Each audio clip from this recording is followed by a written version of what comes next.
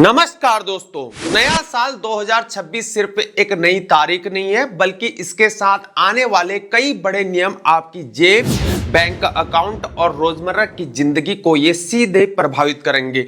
तो आइए जानते हैं कि ये 10 नियम क्या हैं और इससे कुछ ज्यादा और भी नियम हैं और आपके लिए क्या मायने रखते हैं। वीडियो को अंत तक जरूर देखें क्योंकि आखिरी नियम यहाँ पर सबसे इंपॉर्टेंट है। पहला नियम यह है कि आपके लोन सस्ते हो सकते हैं। नए साल की शुरुआत के साथ कई बड़े बैंक होम लोन और पर्सनल लोन की ब्याज दरों में कटौती के संकेत दे रहे हैं। अगर आप किसी लोन के बारे में सोच रहे हैं तो 2026 अच्छा समय हो सकता है। और दूसरा नियम क्या है? फिक्स डिपॉजिट की नई दरें हो। वहीं जो लोग अपने पैसे सुरक्षित रखने के लिए एफडी को करते हैं उनके लिए नई ब्याज दरें लागू हो सकती हैं। हो सकता है आपको ज्यादा ब्याज यहां पर मिल सकता है या कम भी मिल सकता है, यह बैंक पर डिपेंड करता है। और तीसरा नियम क्या है? पैन और आधार लिंक करना कंपलसरी है। यह सबसे इंपॉर्टेंट है। 1 जनवरी 2026 से आपके पैन को आधार से लिंक करना लगभग सभी बैंकिंग और सरकारी सेवाओं के लिए यह बहुत ही कंपलसरी हो जाएगा। अगर ऐसा नहीं हुआ तो आपके खाते से जुड़ी कई सुविधाएं बंद भी कर जा सकती हैं। तो जल्दी से यह काम पक्का कीजिए। चौथा नियम क्या है? क्रेडिट स्कोर हर हफ्ते अपडेट हो पाएगा।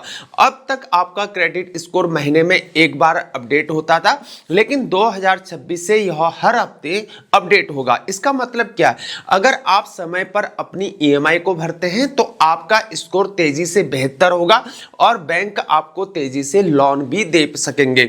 और पांचवा नियम क्या? डिजिटल फ्रॉड पर सख्त नियम है। यूपीआई और अन्य डिजिटल पेमेंट के नियमों को और भी कड़ा किया जा रहा है। सिम वेरिफिकेशन और डिजिटल पहचान को स्ट्रांग भी किया जाएगा। सरल शब्दों में कहें तो ऑनलाइन ठगी और जाली लेन देन पर लगाम कसी जाएगी, जिससे आपके पैसे और भी ज्यादा सिक्योर हो पाएंगे।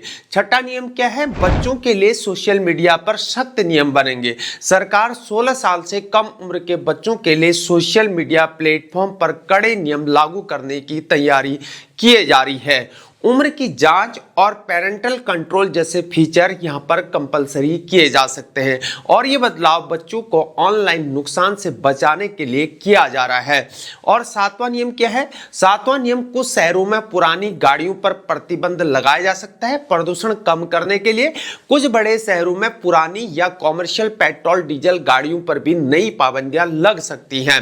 और इसका असर कैब डिलीवरी और लॉजिस्टिक्स सेवाओं पर भी जरूर पड़ेगा।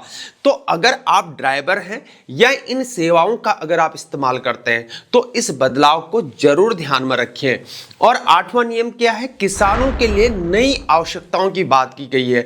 पीएम किसान योजना का लाभ लेने के लिए कुछ राज्यों में अब यूनिक किसान आईडी जरूरी होगी।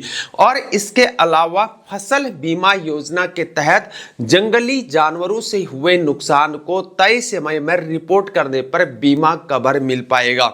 और ये बदलाव किसानों को ज्यादा सिक्योरिटी देने के लिए किए जा रहे हैं। नौवां नियम क्या? एलपीजी गैस और फ्यूल के कीमतों में बदलाव। हर साल की तरह 1 जनवरी को एलपीजी, कॉमर्शियल गैस और एविएशन फ्यूल की कीमतों में बदलाव पॉसिबल है। तो अगर आप कुकिंग गैस या अन्य ईंधन को इस्तेमाल करते हैं तो इसके लिए जरूर तैयार रहिए। और 10वां नियम क्या कहता है? आयकर फाइलिंग आसान लेकिन ये सख्त है। आखिरी और सबसे महत्वपूर्ण नियम सभी टैक्स पेयर्स के लिए है। नया साल आने के साथ एक नया प्री फिल्ड आईटीआर फॉर्म भरा जाएगा, जिससे आपकी टैक्स फाइलिंग आसान हो जाएगी। लेकिन ध्यान रहे, जांच प्रक्रिया पहले से ज्यादा सख्त हो सकती है। तो अपने सभी डॉक्यूमेंट्स को सही रखिए और समय पर आईटीआर को फाइल कीजिए। इसके अलावा रियल एस्टेट में निवेश होगा यहां पर आसान। 1 जनवरी 2026 से REITs real estate investment trust को म्यूचुअल फंड द्वारा इक्विटी के रूप में माना जाएगा और इससे रियल एस्टेट सेक्टर में निवेश बढ़ने की उम्मीद बताई जा रही है और छोटे निवेशकों को भी फायदा मिल पाएगा।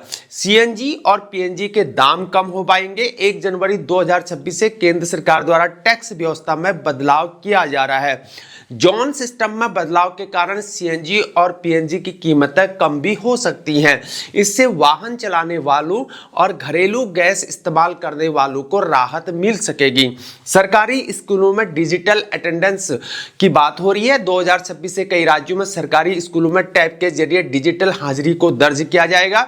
इससे शिक्षकों की उपस्थिति पर बेहतर निगरानी हो पाएगी और सिस्टम ज्यादा ट्रांसपेरेंट बना रहेगा। राशन कार्ड से जुड़े हुए नए नियमों की बात की जा रही है। 2026 से राशन कार्ड से जुड़ी प्रक्रिया और आसान की जा रही है।